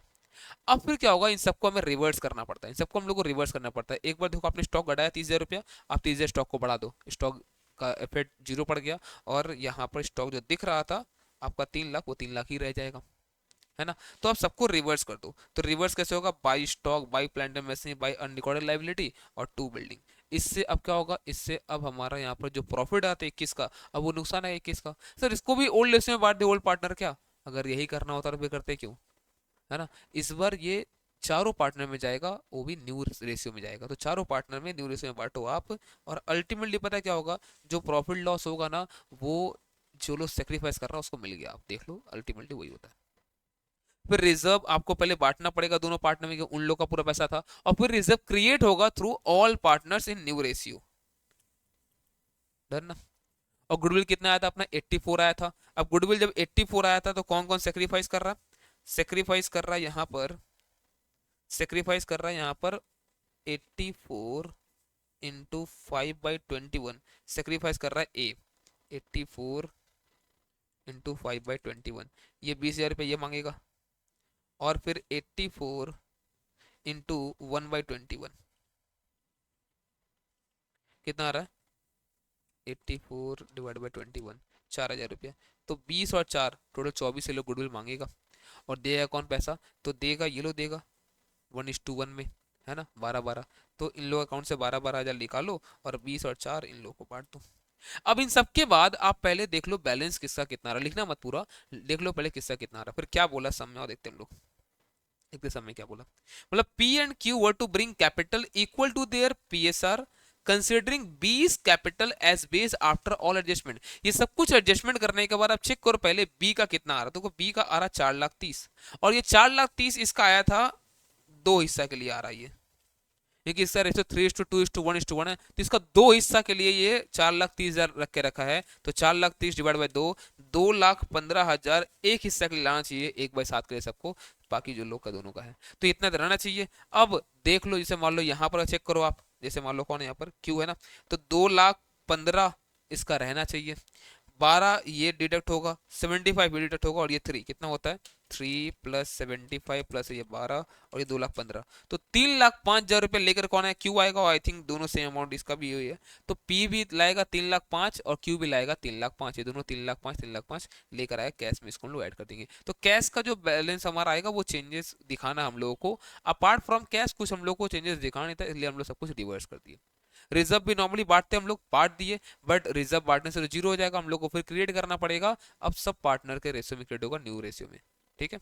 चलो ये था हमारा क्वेश्चन नंबर 5 पार्टनरशिप का, एडमिशन से पूछा हुआ है। चलो क्वेश्चन नंबर 6 यहाँ पर है अपना department. The firm has two departments, raw material and manufacturing.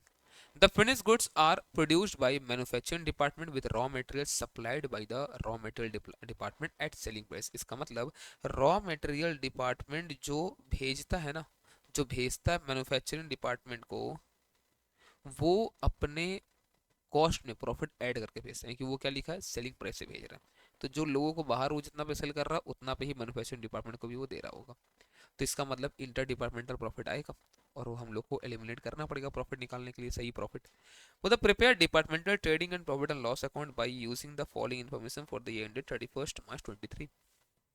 Opening stock था 1,20,000, परचेज है 8,00,000, सेल्स है 8,80,000, इसका भी दे रखा सब कुछ। मैन्युफैक्चरिंग एक्सपेंस हुआ 24,000, सेलिंग एक्सपेंस दोनों में दे के रखा है, तो आप देखो यहाँ तक तो सब कुछ जाएगा, ट्रेडिंग का आइटम है, ये चल गया पीएल में। अब रॉ मटेरियल ट्रांसफर होगा टू मैन्युफैक्चरिंग, तो रॉ मटेरियल ट्रांसफर होगा यहाँ से, तो रॉ मटेरियल डिपार्टमेंट से हटेगा और मैन्युफैक्चरिंग डिपार्टमेंट को 1,20,000 मिलेगा। क्लोजिंग स्टॉक इतना इतना है, ठीक है। बोलता cost of closing stock of manufacturing department consist of 25% of manufacturing expense और 75% ऑफ रॉ मटेरियल। मतलब आपको ये दिख रहा है यहाँ पर 24,000 रुपया ना, इस 24,000 में 25% इसका अपना एक्सपेंस है और बाकी 75 तो उड़ के आया है मटेरियल से। तो 24,000 इंटू 25%, 18,000 रुपया ये उठ के आया यहाँ पर मटेरियल से। ठीक है, ओके। अब इसी में प्रॉफिट इंक्लूडेड होगा, तो प्रॉफिट का रेट चाहिए होगा हम लोग को, है ना। तो हम लोग निकाल लेंगे ना कितना क्या रेट है प्रॉफिट का इस बार का। ठीक है सर। फिर बोलता है क्या, in the preceding year raw material department earned gross profit at the rate 10%। इस ये क्यों बताया हम लोग, कोई काम है क्या इसका, अभी बात करेंगे इसका काम है कि नहीं है, ये क्यों बताया अभी समझ में आ जाएगा, रुको। ठीक है। फिर बोलता है सैलरी है 5,000, इंश्योरेंस है, इंश्योरेंस प्रीमियम 1,600 है। इन सबको एलोकेट करना है between two departments on the basis of sales ratio. ठीक है, सेल का रेशियो में हम लोग बांट देंगे, कितना है 880 और 180। ठीक है, मतलब कितना आ रहा है ये 880, वही आएगा रेशियो इन लोग का, 880 डिवाइड बाई 2 कर लो, तो ये आ रहा 44 और ये 9, तो 44:9 आप कर सकते हो यहाँ पर दोनों का रेशियो। ठीक है, ओके सर।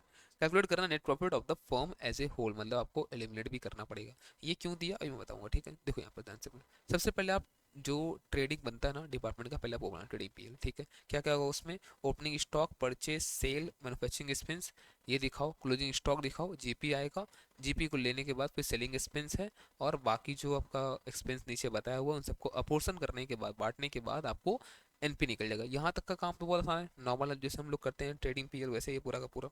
ठीक है, 1,20,000 इसका 20, परचेज हुआ इतना इतना, ट्रांसफर हुआ है मैन्युफैक्चरिंग डिपार्टमेंट में, ये आया होगा और यहाँ से निकला होगा।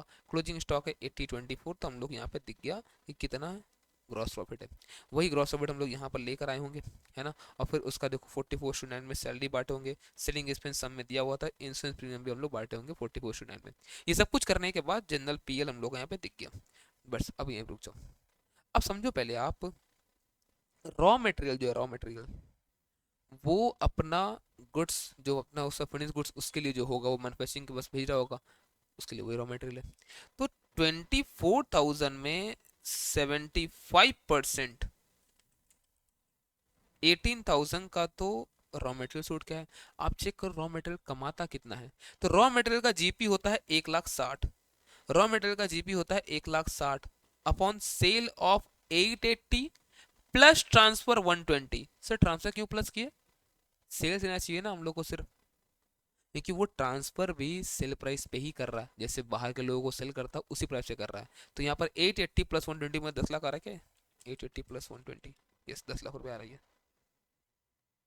इंटू 100, तो ये 16% हम लोग को लेना पड़ेगा। तो 18,000 का 16%, तो क्लोजिंग स्टॉक पे कितना कमाई है 2880। बट एक बात बताओ मुझे, जब क्लोजिंग स्टॉक पे इतना कमाई है तो ओपनिंग स्टॉक पे भी कमाई रहा होगा ना।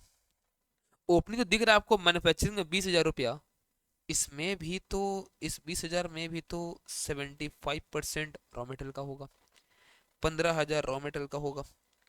अच्छा ठीक है सर, लगा दीजिए इस पर रेट, जीपी हाँ लगा दो 16%, गलत हो जाएगा फिर, क्योंकि ये तो लास्ट ईयर का प्रॉफिट पे देखना पड़ेगा ना।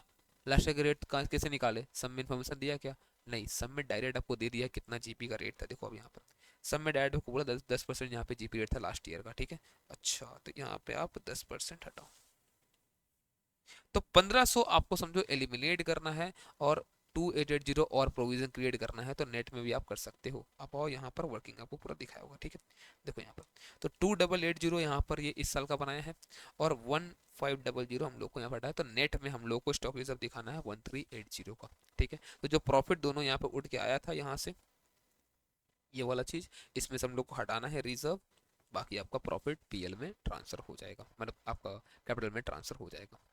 क्लियर है क्या, चलो next. A fire occurred in the premises of Sri G. Venkatesh on 1st April of 23 and a considerable part of the stock was destroyed. The stock salvage was 28,000. Sri Venkatesh had taken a fire insurance policy for 17,10,000 रुपये to cover the loss of stock by fire. हाँ किस दिन लगा है 1/4/23 को, तो देख रहे हो आप, हाँ 1/4/23 लगा, मतलब हिंट मिल रहा है कैलेंडर ईयर ये लोग फॉलो करेगा इसका मतलब। ठीक है, अब समझो यहाँ पर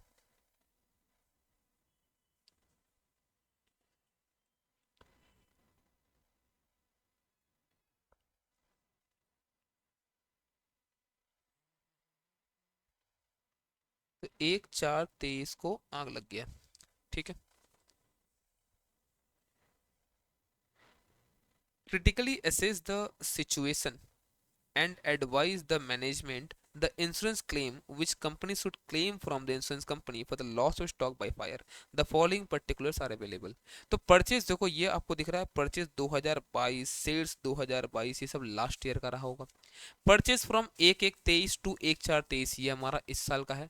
तो हम लोग को लास्ट ईयर का ट्रेडिंग बनाना पड़ेगा ताकि हम लोग जीपी रेशियो निकाल पाए। जीपी रेशियो कहीं बताएगा नहीं सब में हम लोग को। ठीक है। और हम लोगों को फिर क्या करना पड़ेगा, इस साल का बनाना पड़ेगा मेमोरेंडम ट्रेडिंग, जिससे हम लोग बता पाएंगे जिस दिन सॉरी जिस दिन आग लगा उससे पहले स्टॉक हमारे पास कितना था। ठीक है। तो 938 आपका परचेज है लास्ट ईयर का। तो इसका मतलब आपको इस साल का परचेज दे के रखा है 9,38। आपको सेल्स भी दे के रखा है इस ईयर का 11,60,000। ठीक है। आप चाहो तो साथ साथ ट्रेडिंग बना भी सकते हो कि यहाँ पर परचेज दिखा देंगे हम लोग 9,38 और 11,60,000 का सेल है। ठीक है। उसके बाद क्या बोलता है, परचेज हुआ है यहाँ से, मतलब मेमोरेंडम का डेट है ये। तो मेमोरेंडम भी बना सकते हो आप, ये मतलब ये जो यहाँ से यहाँ आपका परचेज सेल हुआ वो भी दे दिया है। कितना कितना है परचेज सेल यहाँ से यहाँ तक, 182। और यहाँ पे 24 लाख, इतना सेल कैसे हो गया 182? ये कुछ गड़बड़ है, 24 लाख सेल नहीं होगा इतना, 3 महीने तो है। ठीक है चलो दिया तो देख लेते हम लोग, मुझे लगा नहीं, को देखते हैं इस पर, होना नहीं चाहिए इतना सेल तो यार। 240 है, 240 करवाओ उसको।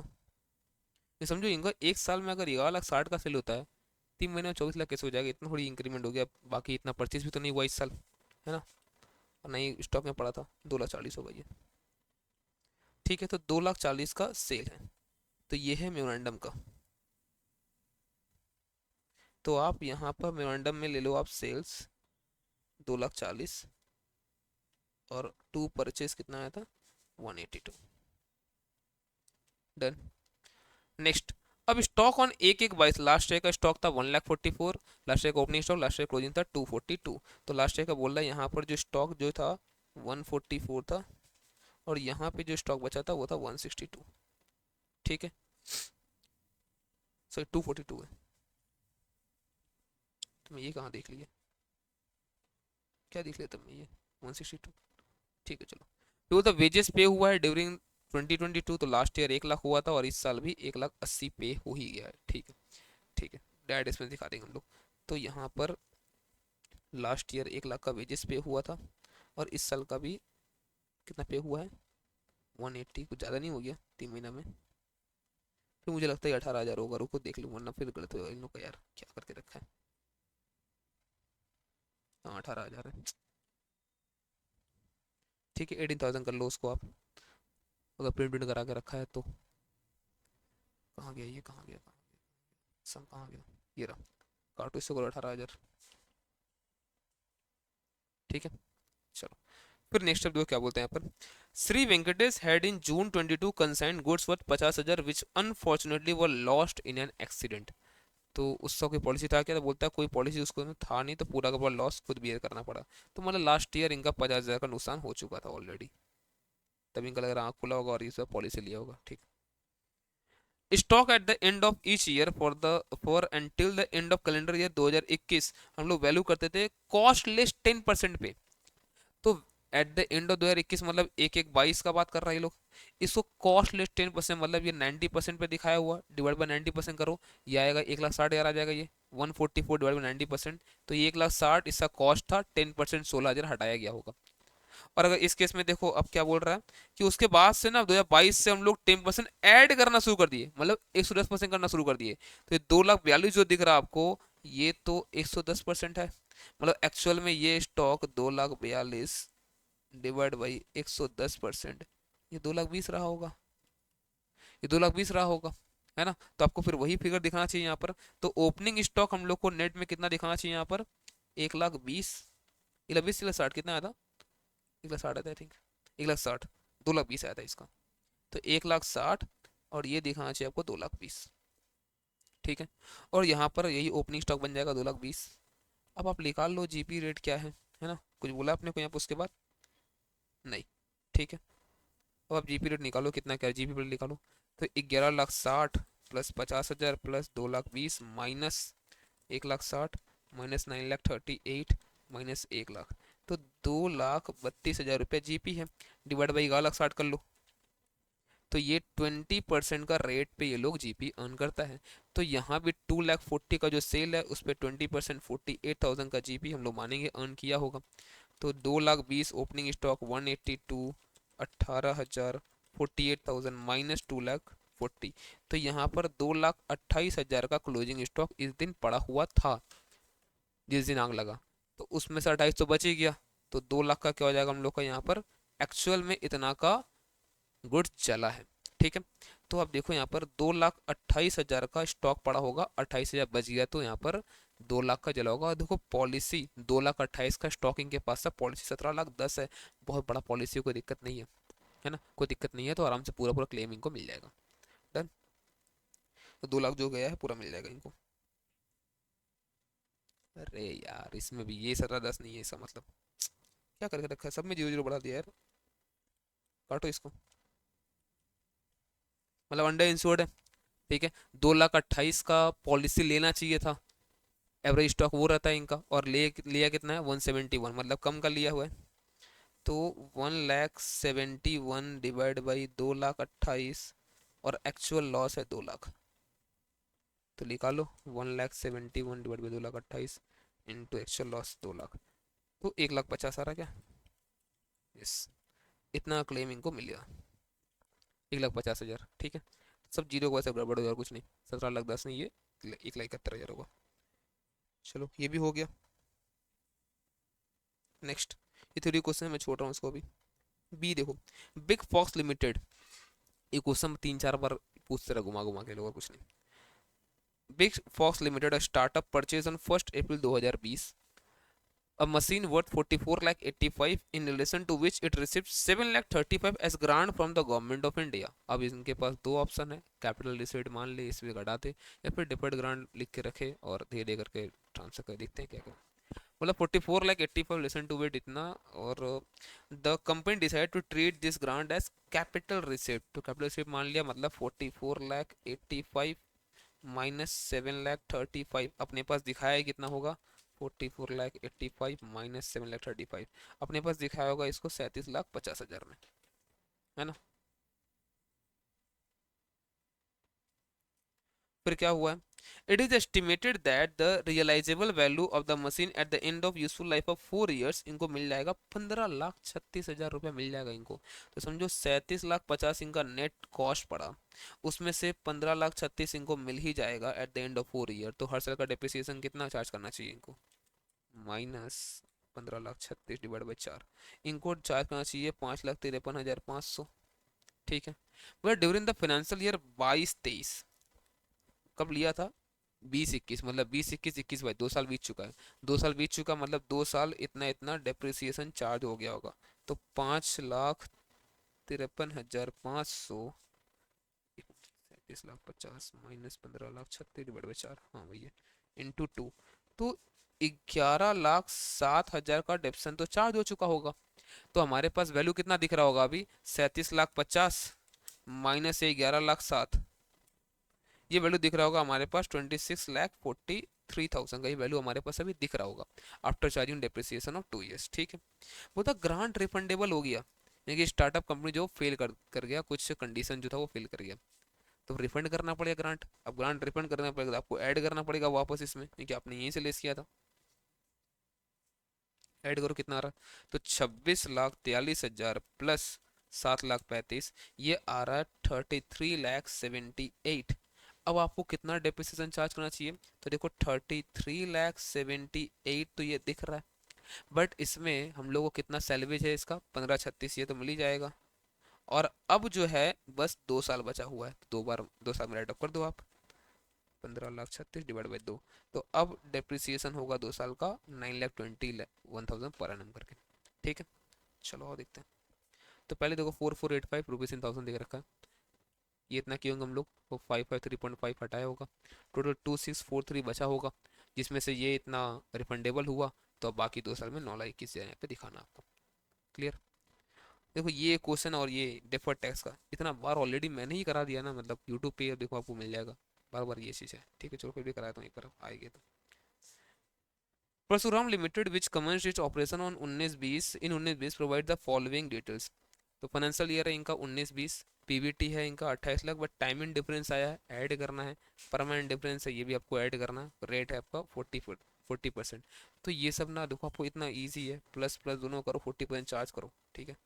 पूछा क्या है, analyse evaluate the current tax of the financial year, इन दोनों को ऐड करके चार्ज करना है रेट, बस और कुछ नहीं कर पाओगे। इसको छोड़ रहा हूँ मैं, बहुत बकरा है यूट्यूब पे खुद ही मेरा, ठीक है, अलग अलग एमटीपी वगैरह में, ठीक है। इस क्वेश्चन को आपने किया भी होगा।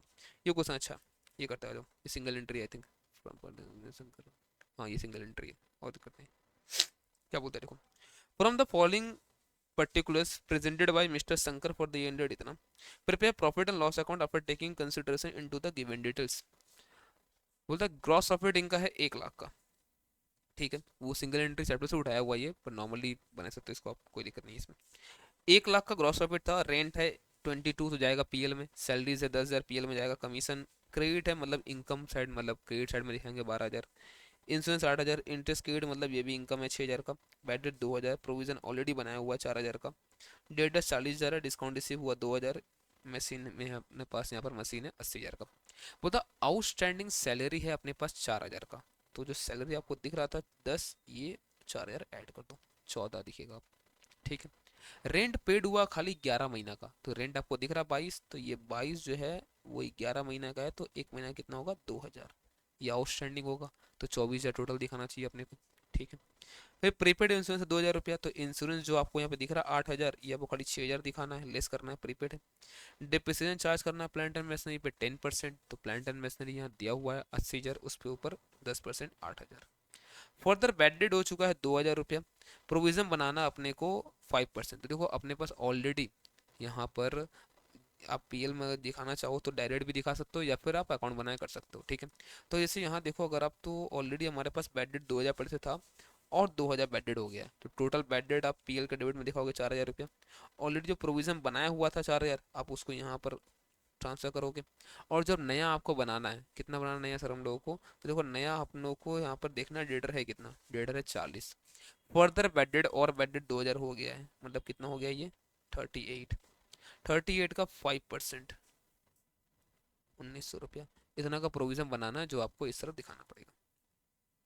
और आप चाहो तो जैसे हम लोग अकाउंट बनाते हैं पीवीडी का, आप वैसे भी कर लो, नेट अमाउंट आपका वही आएगा। डन ना। कमीशन रिसीव हुआ एडवांस में 2,000 रुपये, मतलब जो कमीशन आपको दिख रहा था यहाँ पर 12,000 का, 2,000 एडवांस में, मतलब 10,000 इस साल का है, तो हम लोग प्री रिसिप्ट करके हटा देंगे। 5 मार्क का पूछा हुआ पीएल बनाना, इतना इससे आसान हो क्या ही पूछेगा। देखो तो ग्रॉस प्रॉफिट ये आया था, रेंट में आउटस्टैंडिंग करना पड़ा हम लोग को, ये सैलरी भी आउटस्टैंडिंग होगा, प्रीपेड कर देंगे, इसे हटा देंगे, टोटल बैड डेट 4,000, नया प्रोविज़न कहाँ गया, नया प्रोविज़न नहीं बनाया क्या, अच्छा यहाँ से हटाया, ठीक है।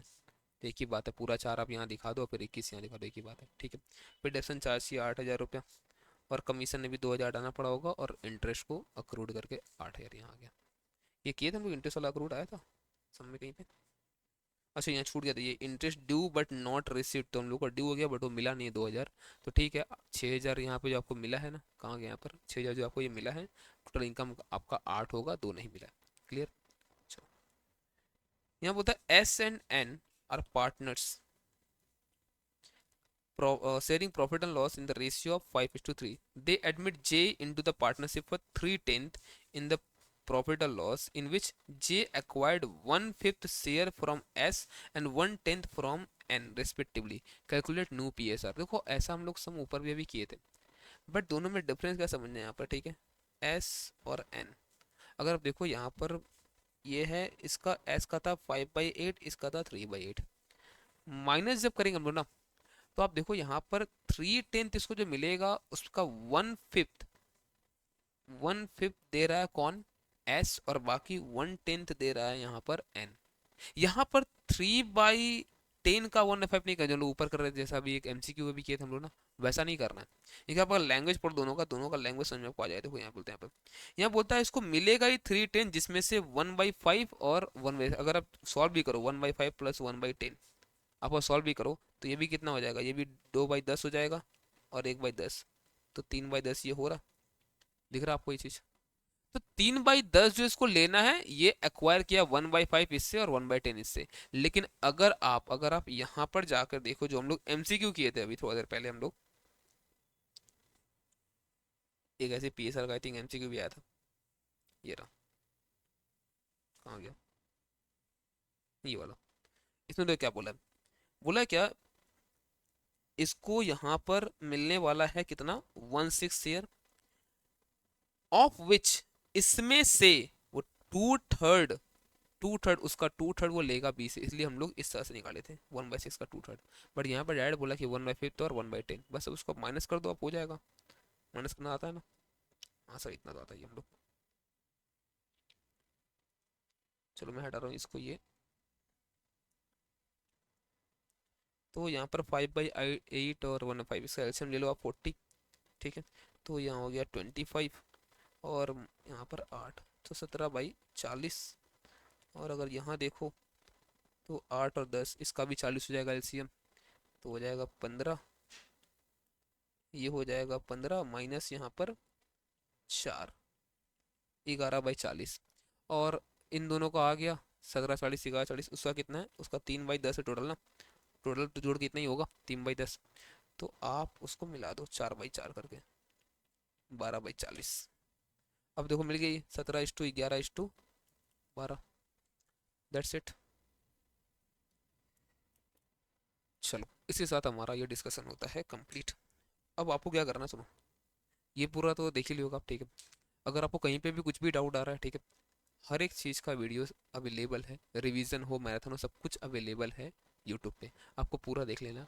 कहीं पे अगर डाउट भी आ रहा है तो जो नंबर दिया हुआ रहता है ना मेरा, वो व्हाट्सअप वाला, आप उसे मैसेज करो, ठीक है, 6289738513।